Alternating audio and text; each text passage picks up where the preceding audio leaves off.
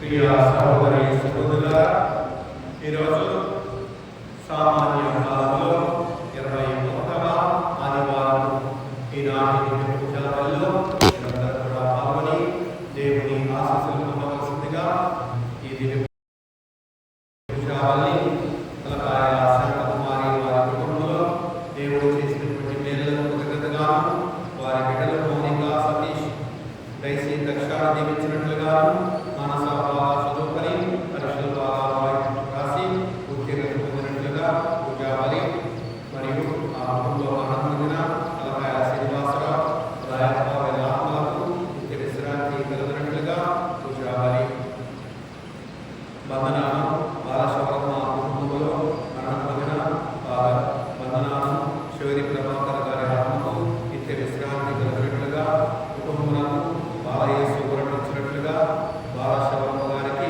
మంచి ఆరోగ్యం లభించినట్లుగా పూజావళి పొన్నగంటి రామారావు సుశీల ఆ కుటుంబంలో అద్భుత బాలయేసు చేసినటువంటి మేళ్లకు కృతజ్ఞతగా వారు తలంచిన కలంలో నెరవేరినట్లుగా వారి బిడ్డలు లూతురాజు రేవతి భానుప్రకాశ్ జీవించినట్లుగా లూతురాజు రేవతి చేసే ప్రతి పనిలో దేవుని యొక్క దీవెనలు లభించినట్లుగాను చదువుతున్న భానుప్రకాష్కు ఆరోగ్యమును దైవ జ్ఞానమును ప్రసాదించి మరణించిన గోవిందరాజులు వెంకాయమ్మ దేగల కృష్ణయ్య ఆత్మలకు నిత్య విశ్రాంతి కొరకు పూజావళి ఆహ్వానం జోసఫ్ కుమార్ గారి కుటుంబంలో దేవుడు చేసినటువంటి మేళ్ళ కృతజ్ఞతగాను వారి బిడ్డలను కీర్తన అంకితులను దీవించి వారి కుటుంబంలో జరిగినటువంటి మేళ్లకు కృతజ్ఞత తెలుపుకుంటూ తలంచిన తలంలో నెరవేరినట్లుగాను మరియు మరియన్న గారికి అత్తమ్మ గారికి శౌరయ్య గారికి మంచి ఆరోగ్యం దయచేయనట్లుగా రెజీనమ్మ శౌరమ్మ వేణు ఆత్మలకు నిత్య విశ్రాంతి కలిగినట్లుగా పూజావళి కొత్త చిన్నరెడ్డి గారి కుటుంబమునకు అద్భుత బాలయ్య చేసినటువంటి మేళ్లకు కృతజ్ఞతగాను ఆ కుటుంబంలో వారి బిడ్డలు సన్నిహిత్ రెడ్డి సమన్విత దీవించినట్లుగా మరియు చిన్నరెడ్డి గారు చేయించున్న వ్యాపారాన్ని ఆశీర్వదించమని దూరంతలుగా ఫలింపజేయమని కోరుతూ పూజావళి సమర్పింపబడుతున్నది. ముక్కాల శివారెడ్డి విన్యాసమ్మ గారి కుటుంబమునకు దేవుడు చేసినటువంటి మేళ్లకు కృతజ్ఞతగాను వారి బిడ్డలు ఎన్నారెడ్డి సుజాత జయభారత్ రెడ్డి స్రవంతి చిన్నారి బిడ్డలు సాత్విక స్టీఫెన్ కార్బన్ జస్మిన్లను దీవించి మంచి ఆరోగ్యాల వారికి దయచేయండి. ఈరోజు పుట్టినరోజు జరుపుకుంటున్న సుజాతకు పరిశుద్ధాత్మతో పాటు దయచేయమని నిత్య సహాయమాత అద్భుత బాలయేసు సహాయం ఇచ్చినట్లుగా పూజావళి బెల్లంకొండ బాలకిషోర్ బాబు ఉదయలక్ష్మి గారి కుటుంబంలో అద్భుత బాలయేసు చేసినటువంటి మేళ్లకు కృతజ్ఞతగాను వారి బిడ్డలు రాజా మరియా మోహన్ కుమార్ ప్రవీణ్ కుమార్ జీవించినట్లుగా కుటుంబమును ఎటువంటి ఆటంకము లేకుండా అన్ని విధాల కాచి కాపాడి ఆ ఆటంకాలు తొలగించినట్లుగా ప్రవీణ్ కుమార్కు క్యాంపస్ సెలక్షన్ జాబ్ రావాలని మరియు బెల్లంకొండ బాలకిషోర్ బాబు ప్రియతమ్మ పుట్టి వీరయ్య రగా వెంకటేశ్వరులు లక్ష్మమ్మ వెలగపూడి కుమారి వీరి ఆత్మలకు నిత్య విశ్రాంతి కలిగినట్లుగా పూజావళి బలమనేని బాలస్వామి మల్లేశ్వరి వారి కుటుంబంలో అద్భుత బాలయేసు చేసినటువంటి మేళ్లకు కృతజ్ఞతగాను తలంచిన తలంలో నెరవేరినట్లుగాను వారి బిడ్డలు రవితేజ బాలశివుని జీవించినట్లుగా రవితేజకు ఉద్యోగము లభించినట్లుగా మంచి ఆరోగ్యం కూడా దయచేయనట్లుగా మరణించిన రోజురాణి శివరీలు ఆత్మల నిత్య విశ్రాంతి కలిగినట్లుగా పూజావళి మూలి కొండారెడ్డి సుందరమ్మ గారి కుటుంబంలో అద్భుత బాలయేసు చేసినటువంటి మేళ్లకు కృతజ్ఞతగాను వారి బిడ్డలందరినీ దీవించినట్లుగాను ప్రతి ఒక్కరికి మంచి ఆరోగ్యం దయచేయనట్లుగాను తలంచిన తలంలో నెరవేరినట్లుగాను మరణం పొందిన రాయపరెడ్డి నక్షత్రమ్మ సరోజనమ్మ వారి కుటుంబంలోని అందరి ఆత్మలను ఉత్తరించిన ఆత్మలు దిక్కులేని ఆత్మలకు నిత్య విశ్రాంతి కలిగినట్లుగాను పూజావళి ఎరెచెల్ల యేసుకు బాధ్యమ్మ కుటుంబమునకు అద్భుత బాలయేసు చేసినటువంటి మేళ్లకు కృతజ్ఞతగాను వారి బిడ్డలు వెడంగిని దేవరాణి శ్యామలతను దీవించినట్లుగా మరియు వాళ్ళ మనవరాడు జ్యోత్స్న ప్రణవిని కూడా దీవించి వారు నడిపే ఆటో దయచేయమని మరియు మరణం పొందిన దేవదానం శౌరమాత్మలకు నిత్య విశ్రాంతిని కలుగునట్లుగా పూజాబలి మరియు డిసిల్వా ఫ్యామిలీకి దేవుడు చేసినటువంటి అద్భుత పాలయ చేసినటువంటి మేలులకు కృతజ్ఞతగాను కుటుంబంలో ఉన్నటువంటి వారికి మంచి ఆరోగ్యం దయచేటట్లుగాను వారి తలచిన తలంపులు నెరవేరినట్లుగాను పాలయ సజీవులు వచ్చినట్లుగాను పూజాబలి మనందరం కూడా ఈ పూజాబుల్లో ప్రత్యేకంగా ఈ ఉద్దేశాల కోసం మనందరి కోసం దివ్య పూజాబుల్లో పాల్గొని ప్రార్థన చేద్దాం. పరలోకమందున నా యొక్క తండ్రి, మీ రాజ్యం ఉండగాక, మీ రాజ్యం వచ్చునగాక, మీ చిత్తము పరలోకమందు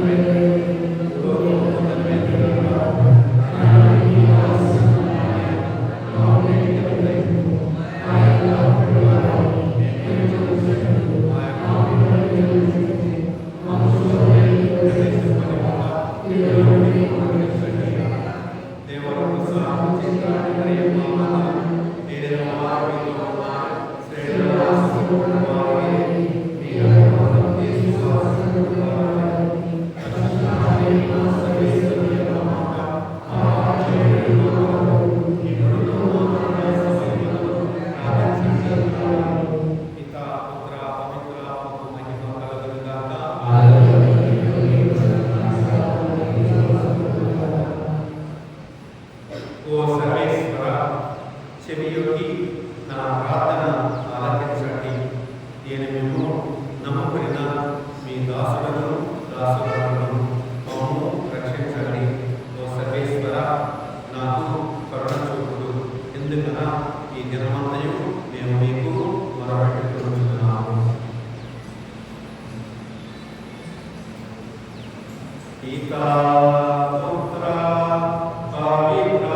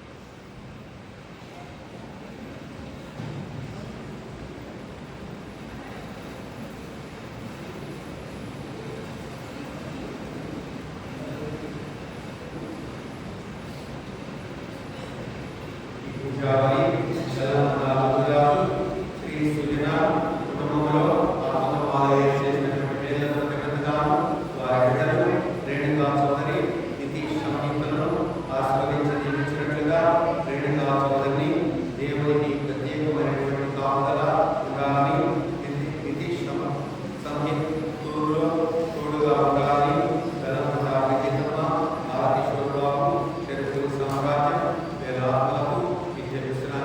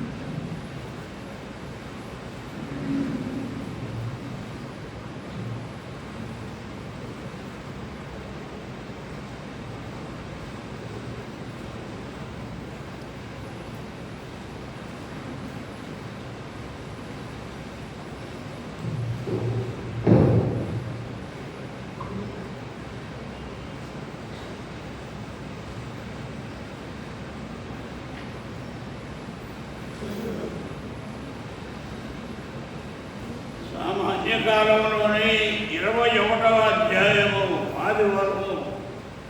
సామాన్య కాలంలోని 21వ ఆదివారము. మొదటి పఠనము.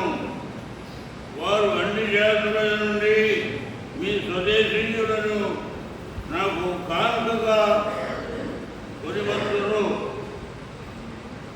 యెషయా ప్రవక్త రాసిన గ్రంథం 66వ అధ్యాయము 18వ వచనం నుండి 21వ వచనం వరకు.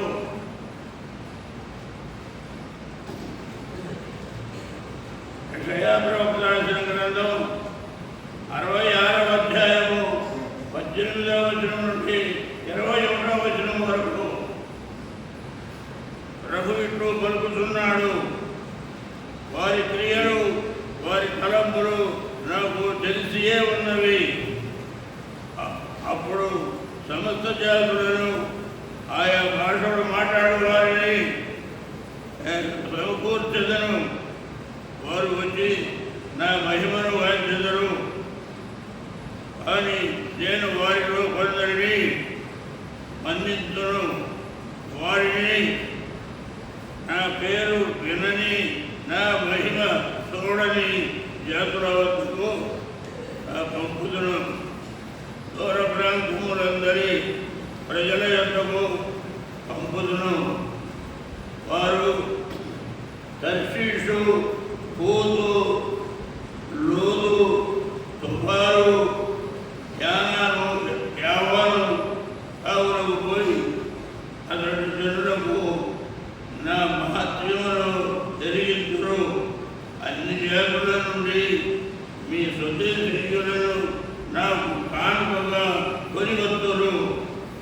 ఇశ్రాయేలీయులు పవిత్ర పాత్రలలో దేవాలయములకు ధాన్య బలిని కొనివచ్చినట్టే వారు ఆ ప్రజలను గుర్రములు, గాడిదలు, ఒంటెల మీద, రథములను, నోలికలను కొనివచ్చి యెరూషలేమునందరి నా పవిత్ర పర్వతమున చేర్చురు. నేను వారిని కొందరిని యాజకులుగా, లేవీయులుగా జీవించును. ఇది ప్రభువు పలుకులు. ఇది ప్రభువు వాక్కు.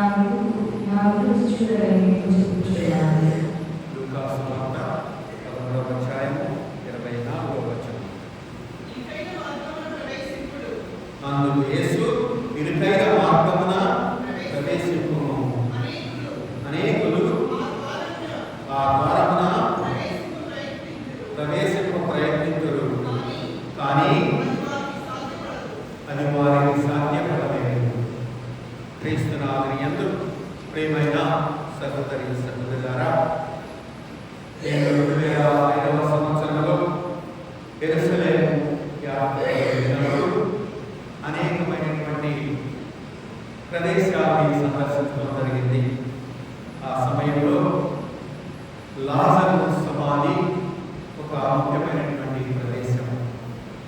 లాజర్ని ఏ సమాధిలో అయితే ఉంచారో ఆ సమాధి నుండి యేసు ప్రభువు వారిని లాజరు బయటికి రా అనగానే లాజరు కట్టు విప్పుకొని ఆయన జీవంతో బయటకు వచ్చినటువంటి ప్రదేశం అది. ఆ సమాధి చాలా ఇరుకుగా ఉంటుంది, చాలా లోతుగా ఉంటుంది. అందరూ కూడా ఆ సమాధిలోకి వెళ్ళి సమాధిలో కొంతసేపు కూర్చొని బయటకు వస్తూ ఉన్నారు. నాతో పాటు వేరే ఫాదర్స్ కూడా ఉన్నారు. మేము కూడా అనుకున్నాం, మనము ఎందుకు ప్రయత్నం చేయకూడదని. చాలా ఇరుకుగా ఉంది, లోతుగా ఉంది. లోపలికి వెళ్తే బయటికి వస్తామా రామా అనే సందేహం ఉంది. పక్కగా ఉన్నటువంటి వారందరూ కూడా వెళ్తూ ఉన్నారు, బయటకు వస్తూ ఉన్నారు. సరే మేము కూడా ప్రయత్నం చేద్దామని కష్టం మీద లోపలకు ప్రవేశించడం జరిగింది. ఆ తర్వాత వేరే వాళ్ళ సహాయంతో ఆ సమాధి నుంచి బయటికి రావడం జరిగింది. ప్రియమైనటువంటి సహోదరి సహోదరులారా, ఈ విషయాన్ని నేను ఎందుకు చెబుతూ ఉన్నా అంటే, ఇరుకైనటువంటి మార్గం కూడా ప్రవేశించడం చాలా కష్టం. అది త్యాగంతో మరియు కష్టంతో ఉండేటువంటి పని. అయినప్పటికీ కూడా ఆ ఇరుకైనటువంటి మార్గం కూడా ప్రవేశించడానికి ప్రయత్నం చేస్తే దాన్ని మనం సాధించగలుగుతాం. అదే ఈనాటి జ్ఞానాంశం. అందుకనే ఈరోజున మనందరం కూడా ఇరుకైనటువంటి మార్గం గురించి ధ్యానం చేస్తూ ఉన్నాం. ఎవరు ఆ ఇరుకైనటువంటి మార్గం అంటే ఎవరో కాదు, యేసుక్రీస్తే. ఆయనే ఇరుకైనటువంటి మార్గం. ఆ మార్గాన్ని కనుగొనడానికి, ఆ మార్గం గుండా ప్రవేశించడానికి మనందరం కూడా పిలువబడ్డాం. మనందరం కూడా ఆహ్వానింపబడ్డాం.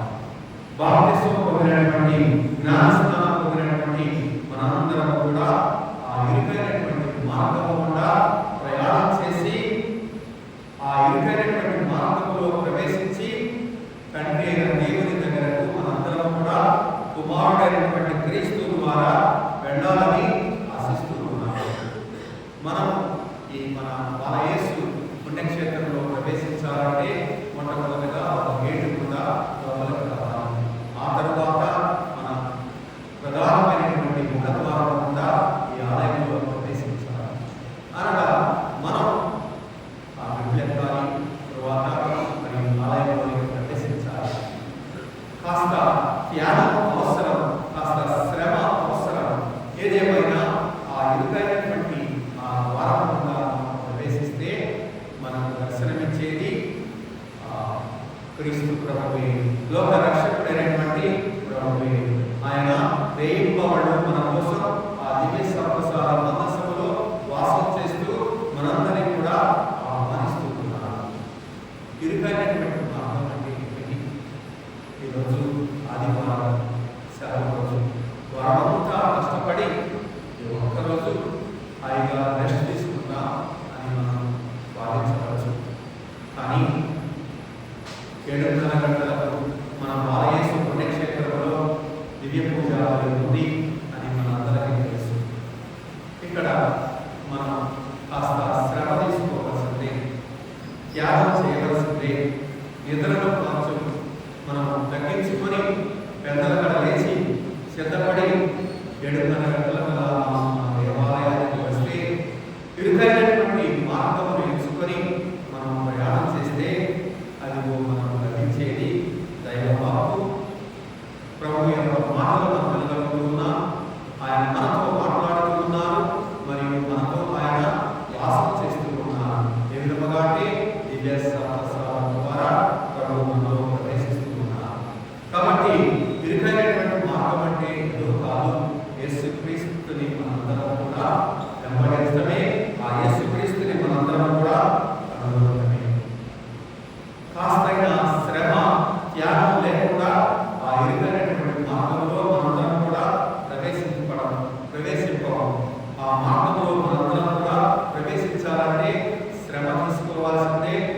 ప్రయాణం చేయవలసిందే, కాస్త మనం ఓపిక పట్టవలసిందే అని ఈరోజు మనందరికీ కూడా పరిశుద్ధ వాక్యం తెలియజేస్తూ ఉంది. ప్రేమైనటువంటి సహోదరి సహోదరులారా, మనందరినీ కూడా యేసు ప్రభు తన ఇరుకైనటువంటి మార్గం గుండా ఆహ్వానించి మనకు రక్షణ ఇస్తారని ప్రభు వాగ్దానం చేస్తూ ఉన్నారు. చూద్దాం, యోహాను గారు రాసినటువంటి సువార్త 10వ అధ్యాయం 9వ వచనం. యోహాను గారు రాసిన సువార్త 10వ అధ్యాయం 9వ వచనం. నేనే ద్వారమును, ఎవరైనా నా ద్వారా ప్రవేశించిన ఎడల వారు రక్షణ పొందుదురు. నా ద్వారం గుండా ఎవరైతే ప్రవేశిస్తారో వారు రక్షణ పొందుతారు అని ప్రభువే స్వయంగా చెప్తూ ఉన్నారు. మన ఈ బాలయేసు పుణ్యక్షేత్రానికి ప్రధాన ద్వారం, ఈ ద్వారం గుండా ప్రవేశించినటువంటి మనందరికీ కూడా రక్షణ ఉంది అని ప్రభువు వాగ్దానం చేస్తున్నారు. ప్రేమైనటువంటి దేవుని బిడ్డలారా, కాబట్టి ఆయన వాగ్దానాన్ని మనందరం కూడా నమ్మి ప్రతి ఆదివారము మనం కాస్త శ్రమ తీసుకొని మనందరం కూడా మన యొక్క ఆలయంలోకి ప్రవేశిస్తూ ఉన్నాం. ఆ ఆలయంలో ఆయన చెప్పే మాటలను వింటూ ఉన్నాం. ఆయన కీర్తులు మనందరం కూడా ఆరాధిస్తూ ఉన్నాం.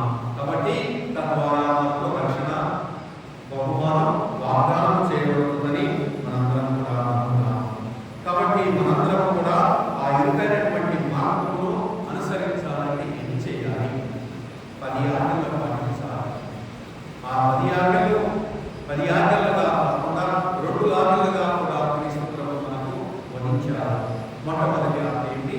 నీ దేవుడైన ప్రభువుని పూర్ణ హృదయంతో, పూర్ణ ఆత్మతో, పూర్ణ మనసుతో, పూర్ణ శక్తితో ప్రేమించబడుతున్నారు. నీ దేవుడు ఆయన్ని ప్రభువుగా ఆరాధించు, ప్రభువుగా నీవు ఆయన్ని ప్రేమించు, తద్వారా నీవే నింపబడతావు. రెండవ ఆజ్ఞ, నీవు నీవలే నీ పొరుగువారిని ప్రేమించు. ఎవరో నీ పొరుగువారు? మనందరం కూడా ఇరుగు పొరుగువారము, ఆ దేవుని యొక్క బిడ్డలము. బాలయేసు సంఘానికి చెందినటువంటి ఈ పుణ్యక్షేత్రంలో మనందరం కూడా ఆ దేవుని యొక్క బిడ్డలము. కాబట్టి మనందరం కూడా ఈ 10 ఆజ్ఞలు పాటిస్తూ ఉంటే తప్పకుండా మనము ఇరుకైనటువంటి ఆ మార్గం గుండా మనం ప్రయాణం చేస్తూ ఉన్నాం. ఈ మార్గంలో ప్రవేశించాలంటే కాస్త మనము చొరవ తీసుకోవాల్సిందే, శ్రమ పడాల్సిందే, త్యాగం చేయవలసిందే, నిద్రను మనం కాస్త తొలగించుకోవాల్సిందే. కాబట్టి ఇరుకైనటువంటి మార్గం ఇది అని మనందరం కూడా గమనించాలి. ఆ లాజరు సమాధిలో ప్రవేశించాలంటే కాస్త శ్రమ తీసుకోవాలి, కాస్త ఇబ్బంది పడాలి. అయినా కూడా ఆ సమాధిలో యేసు ప్రభు లాజరుని బయటికి తీశారు. అదే విధంగా మనం కూడా ప్రభు చేత పిలవబడాలి అనే నమ్మకంతో, విశ్వాసంతో ఆనాడు నేను కూడా ఆ సమాధిలో నుంచి బయటకు రావడానికి ప్రయత్నం చేస్తే అది సాధ్యపడింది అని మనందరం కూడా తెలుసుకోవాలి. ప్రేమైనటువంటి సహోదరి సహోదరులారా, యోహాను గారు రాసినటువంటి సువార్త 14వ అధ్యాయము 6వ వచనం. యోహాను రాసిన సువార్త 14వ అధ్యాయము 6వ వచనం చూడండి.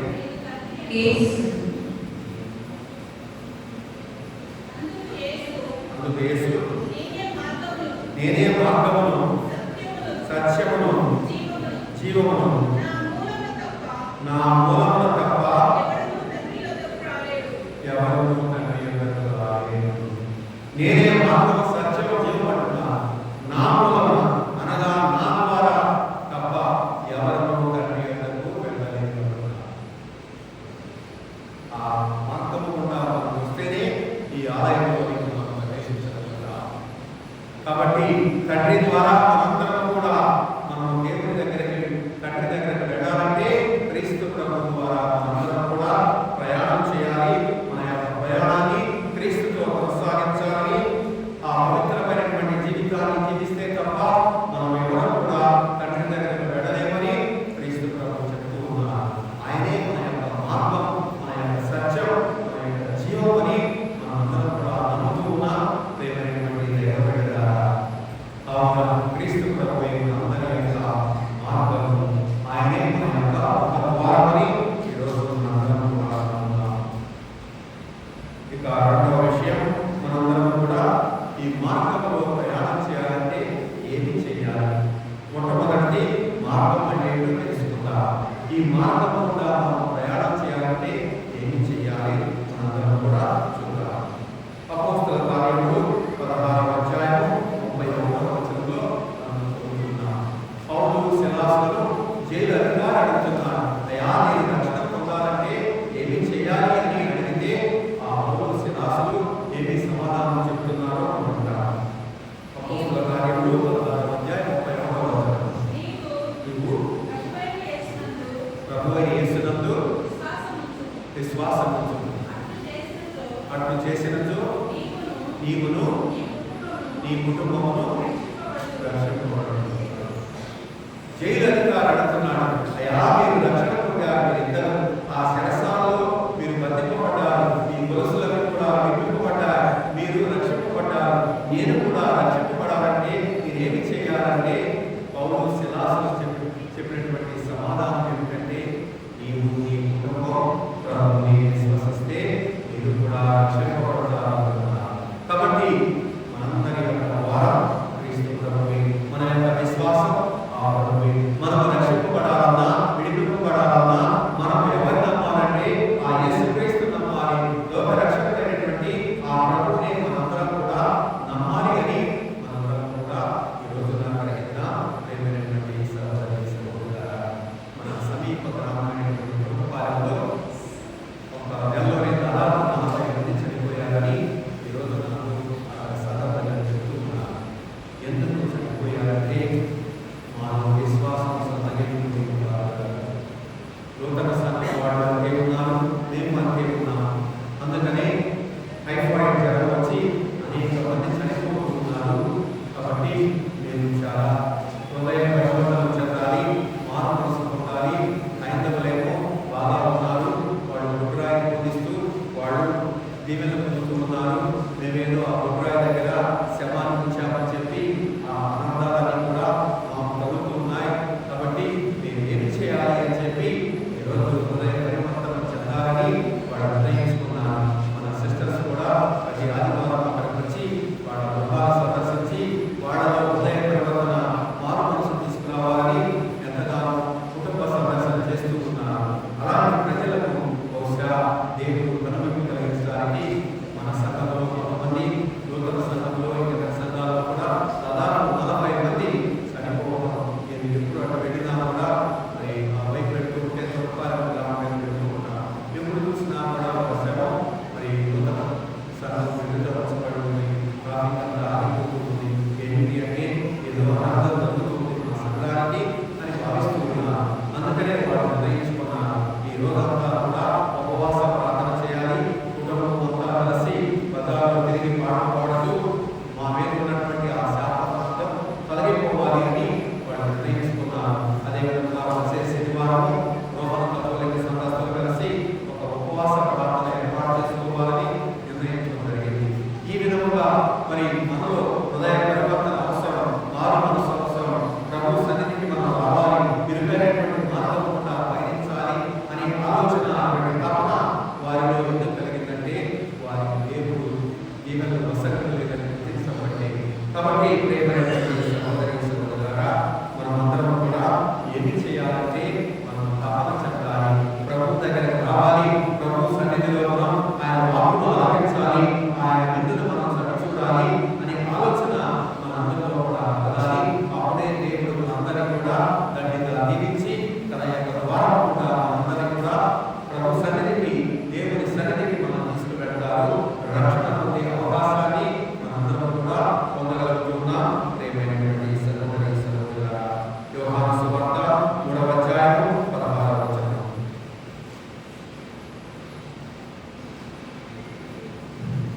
యోహాను సువార్త 3వ అధ్యాయం 16వ వచనం. దేవుడు లోకమును ఎంతో ప్రేమించి తన ఏకైక కుమారుని ప్రసాదించాడు. ఆయన విశ్వసించు ప్రతి వాడును నాశనము చెందగా నిత్య జీవితం పొందుటకై అట్లు చేసినటువంటి దేవుడు తన ఏకైక కుమారుని లోకానికి పంపించారు. ఎవరైతే ఆయన విశ్వసిస్తారో అటువంటి వారందరూ కూడా నాశనం చెందగా నిత్య జీవితం పొందడానికై ఆ కుమారుని ఆయన ఈ లోకానికి పంపించాడని వాక్యం అందరికీ కూడా కావున దేవుని బిడ్డలారా, మనందరం కూడా దేవుని వాక్కు పట్ల భక్తి కలిగి, విశ్వాసం కలిగి, ఇరుకైనటువంటి ఆ భారం కూడా మనందరం కూడా ప్రవేశించ ప్రయాసపడాలి. కాబట్టి మనందరం కూడా ప్రభు ముందు మనందరం కూడా ఒప్పుకోవాలి. మనము ఆయన్ని మన యొక్క దేవుడని మన యొక్క మాటలతో, మన యొక్క హృదయంతో ఆయన మనం విశ్వసించాలి. మన మాటలతో కేవలం కొన్ని మాటలే కాదు, నా ప్రభువా దేవాన్ని చెప్పడం, మన హృదయంతో మన మనస్ఫూర్తిగా ఆ ప్రభువుని విశ్వసిస్తే అవన్నీ కూడా మనకు సమకూరుతాయని దేవుడు మనందరికీ వాగ్దానం చేస్తున్నారు. పౌలు గారు ఎఫెసీయులకు రాసిన పత్రిక 1వ అధ్యాయం 8-9 వచనంలో, విశ్వాసంతో దేవుని మీరు ఏ వరం అడిగినా కూడా అది మీకు దయచేస్తారని, మనం పొందినటువంటి వరములన్నీ కూడా మన యొక్క గొప్పతనం చూసి కాదు, దేవుడు మన మీద ఉన్నటువంటి ప్రేమ చేత ఆ వరాన్ని కూడా మనకు దయచేస్తున్నాడని మనం వింటున్నాం. కాబట్టి మనం దేవుని సన్నిధికి వస్తే మనకు ఏమి జరుగుతుంది? తిరుగైనటువంటి మార్గం కూడా మనం ప్రయాణం చేస్తే మనకు ఏమి జరుగుతుందంటే, మనకు 2 ముఖ్యమైనటువంటి ప్రయోజనాలు లభిస్తూ ఉన్నాయి. మొట్టమొదటిది యేసుతో ప్రయాణం చేయాలి. రెండవది మనము పరలోకంలో ప్రవేశించగలుగుతున్నాం. యేసుతో ప్రయాణం చేస్తే మనందరం కూడా పరలోకంలో ప్రవేశించగలుగుతున్నాం. ప్రియమైనటువంటి సహోదరి సహోదరులారా, ఇక మూడవది మనం ఎలా జీవించాలి? ఈ ఇరుకు మార్గం గుండా పయనించాలంటే ఎలా జీవించాలో మనందరం కూడా చూద్దాం. మన నడవడిక మన యొక్క జీవన ఆధారం మీదనే ఆధారపడి ఉంటుంది మన యొక్క ఈ ఇరుకు మార్గంలో ప్రవేశించే విధానం. గలాతీయులకు రాసిన లేఖ 5వ అధ్యాయం 16వ వచనంలో, మీరు ఆత్మయందు నడుచుకుంటూ శారీరక కోరికల నుంచి దూరంగా ఉండండి అని పౌలు గారు చెప్తున్నారు. చూడండి, మీరు ఆత్మయందు నడుచుకోండి, శారీరక కోరికల నుంచి దూరంగా ఉండండి.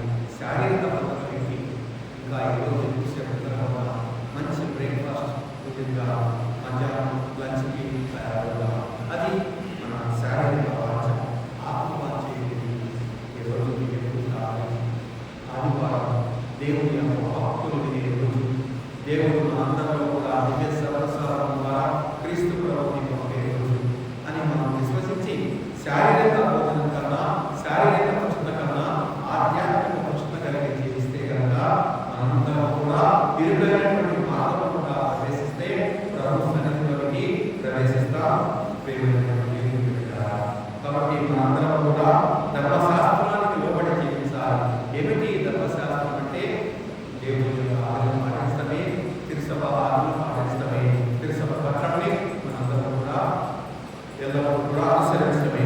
కాబట్టి మనమందరం కూడా మన యొక్క జీవితాన్ని దేవునికి సమర్పణ చేసుకోవాలి.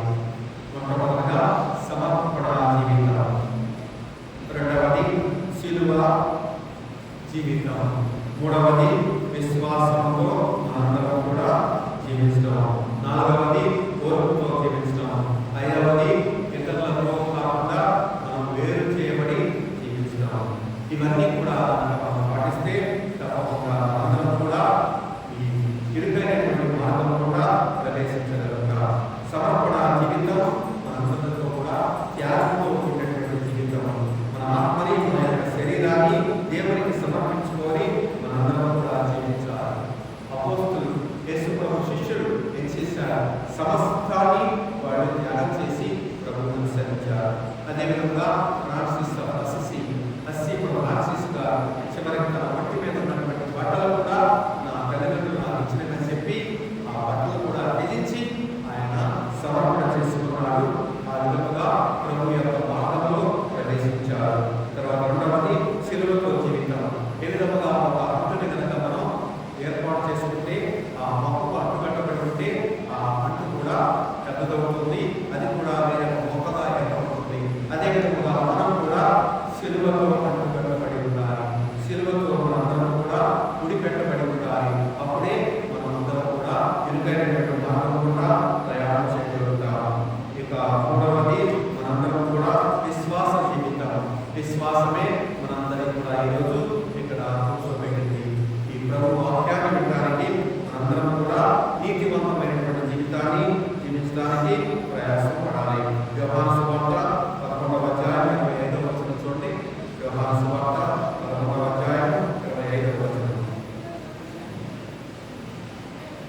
విశ్వాసంతో కనుక మనం ప్రయాణం చేస్తే మన బహుమానం నిత్య జీవం అని ప్రభు చెప్తున్నారు. నేనే పునరుత్థానము జీవమును, నన్ను విశ్వసించువారు మరణించను జీవించను.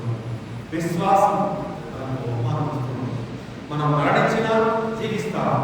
అదే మనందరి యొక్క విశ్వాసం, క్రైస్తవ జీవిత దృక్పథం. కాబట్టి మనం విశ్వాసంతో ముందుకు సాగిపోవాలి. ఇక నాలుగవది ఓర్పుతో మనం యాకోబు రాసిన పత్రిక 1వ అధ్యాయము 2వ వచనం చూడాలి. యాకోబు రాసిన పత్రిక 1వ అధ్యాయము 2వ వచనం.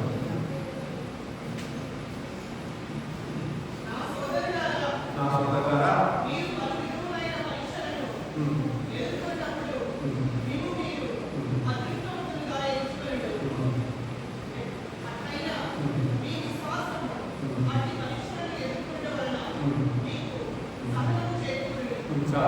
మీరు పరీక్షల్ని విశ్వాసంతో ఎదుర్కోవడం వలన మీకు సహనం చేయకూడదు. మన అనేకమైనటువంటి పరీక్షలు వస్తుంటాయి. జీవితంలో అనేకమైనటువంటి సమస్యలు వస్తాయి. ఆ సమస్యల్ని, ఆ యొక్క పరీక్షల్ని మనం ఓర్పు సహనంతో కనుక మనం ఎదుర్కొంటే దేవుడిచ్చే బహుమానం మనకు ఆయన యొక్క ప్రేమ, ఆయన యొక్క జీవితం. ఇక చివరగా వేరుపడి జీవించాలి. మనం ఇతరులతో మనము కాకుండా, ఇతరుల వలె కాకుండా క్రైస్తవ జీవితం అంటే కాస్త మనం వ్యత్యాసం ఉండాలి. ఇతరులకు మనకు వ్యత్యాసం ఉండాలి. ఇదిగో అలాంటి వాళ్ళు క్రైస్తవాన్ని మనం చూసి నమ్మే విధంగా ఉండాలని ఈ రోజున మనమందరం కూడా ఈ విషయాలను కూడా గమనించి ఇరుకైనటువంటి మార్గం ఏమిటో ఎంచుకొని ఆ ఇరుకైనటువంటి మార్గం ద్వారా పయనించడం ద్వారా మనం వచ్చే ప్రతిఫలం ఏంటి? దేవుని సన్నిధి, ఆ ప్రభు యొక్క మోక్ష జీవితం, పునరుత్థానం మరియు మనందరికీ కూడా ఇచ్చే బహుమానం, పరలోకంలో ఉన్నటువంటి ఆనందం. కావున ఈరోజు ఈ పూజాలను పాల్గొని ఇరుకైనటువంటి మార్గం అని భావించకుండా ఆ ఇరుకైనటువంటి మార్గంలో ప్రవేశించడానికి, తద్వారా ప్రభుత్వం చేరుకోవడానికి మనం ముందు ప్రయత్నం చేద్దాం. దేవుడు మిమ్మల్ని, మీ కుటుంబాన్ని, మీరు చేసే ప్రతి పనిలో మీకు తోడుగా ఉంటుందా? ఆమేన్. పరలోకము భూలోకము సృష్టించిన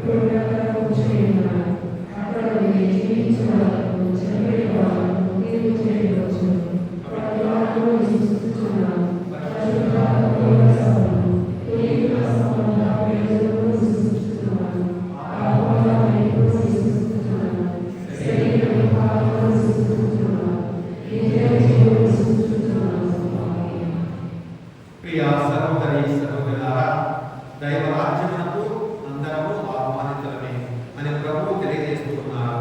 కావున మనం అందులో చేరడానికి కావలసిన అర్హతను మనకు దయచేయమని మన మనవులను, విన్నపములను ప్రభువులకు విశ్వాసంతో విన్నవించుకుంటాము.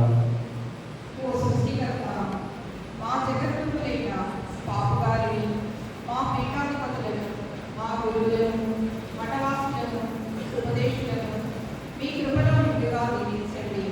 వారు విశ్వాసులను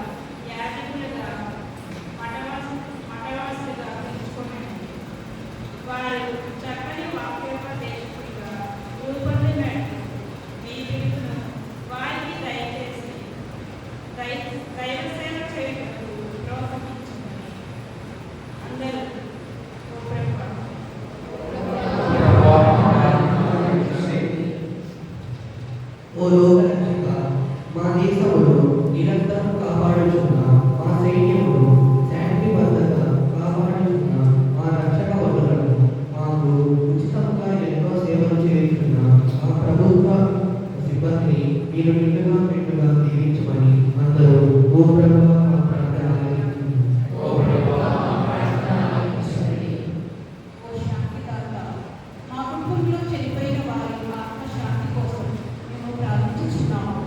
వారు తమ జీవితంలో చేసిన తప్పిదములను పాపములను మీరు మన్నించి వారిని మీరు మోక్ష మార్గంలో చేర్చుకోమని అందరూ ఓ ప్రభువా మా ప్రార్థన ఆలకించండి. మౌనంగా మనందరి యొక్క వ్యక్తిగత అవసరాల కోసం ప్రభువుని ప్రార్థన చేద్దాం.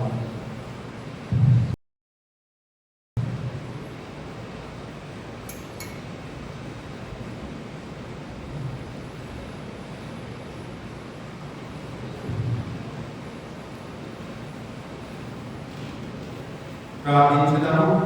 పాపుల వారిని వెలిగైన ఓ ప్రభువా, మీ వాక్యాన్ని మా పాదములకు వెలుగుగా ప్రసాదించినందులకు మీకు వందనములు తెలియజేస్తున్నాము.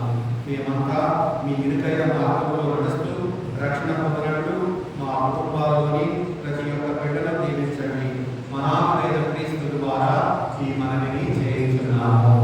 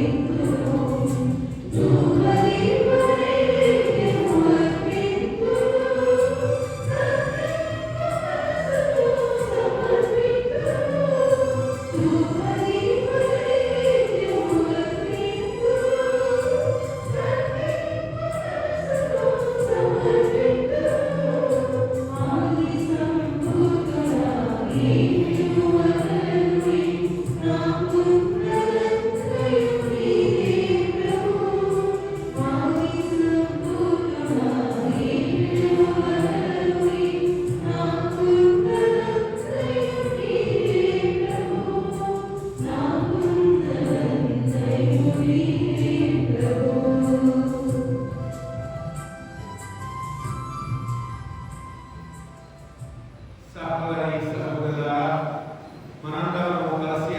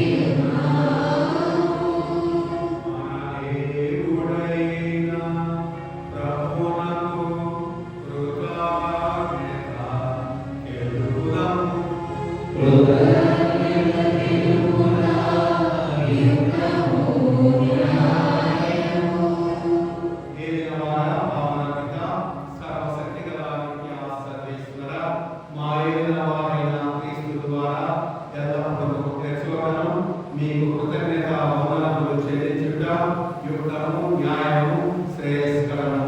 ఆయన మానవుల తప్పిన వేళ జాతి నుండి ఒక కన్యక ద్వారా ఉద్భవించ చిత్తగించెను. ఆయన శిలువ వేదన పొంది మమ్ము నిత్య మరణం నుండి విడుదల చేసెను. మరణమును జయించి పునరుద్ధారుడై మాకు నిత్య జీవితమును ప్రసాదించెను. కావున దూతలతో అతి దూతలతో భద్రాసనులతో పరలోక దళములన్నిటితో ఏకీభవించి మేము నిరంతరము స్తుతించుట ఎట్లనగా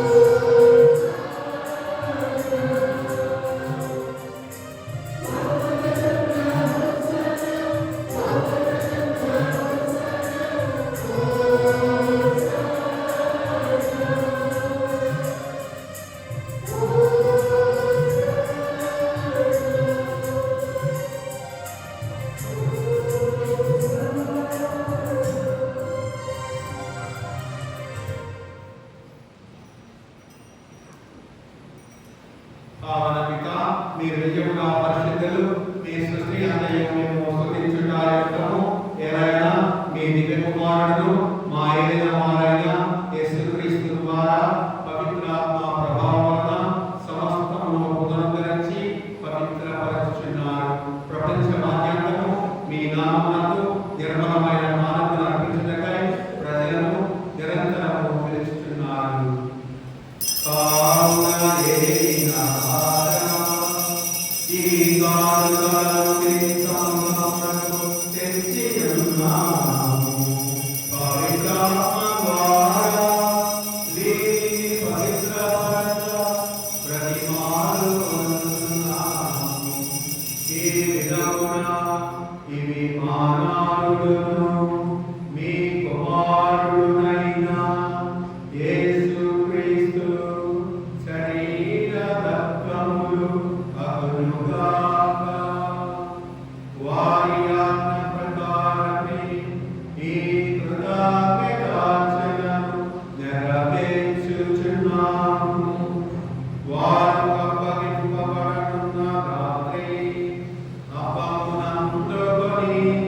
మీకు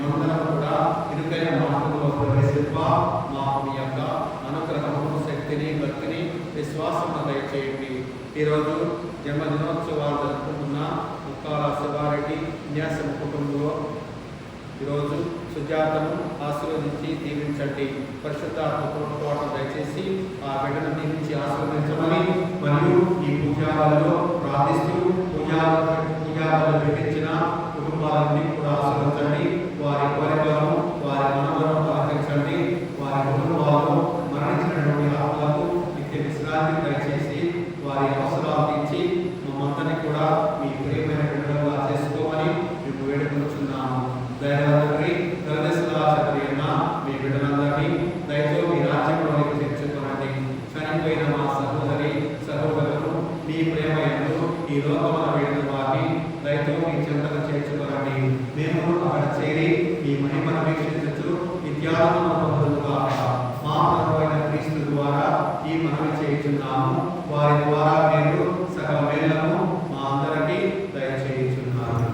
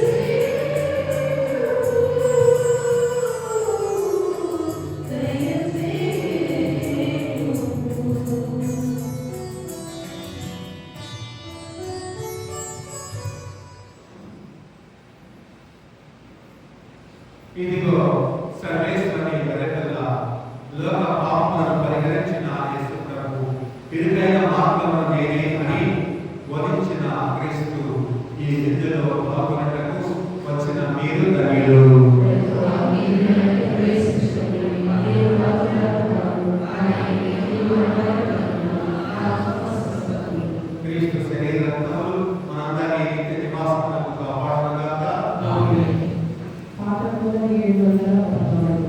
700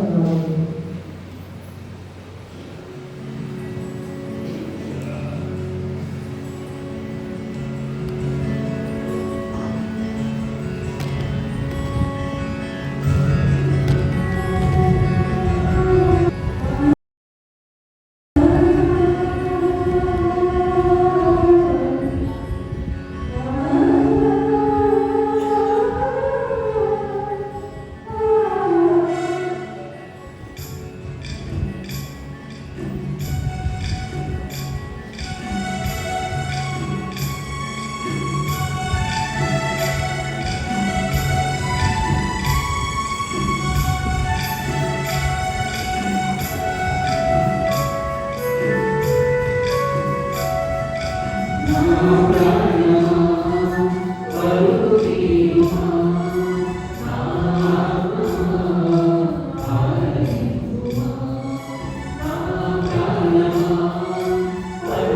you.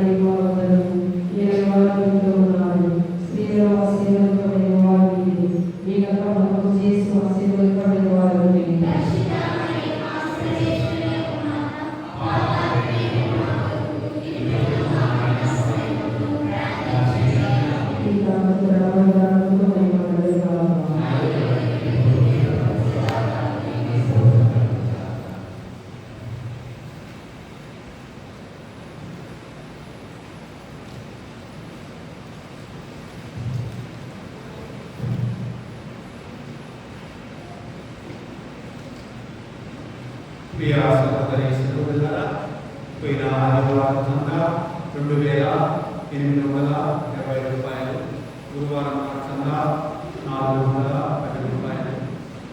తరువాత ఈ వారంలో మనం జరుపుకునే పండుగలు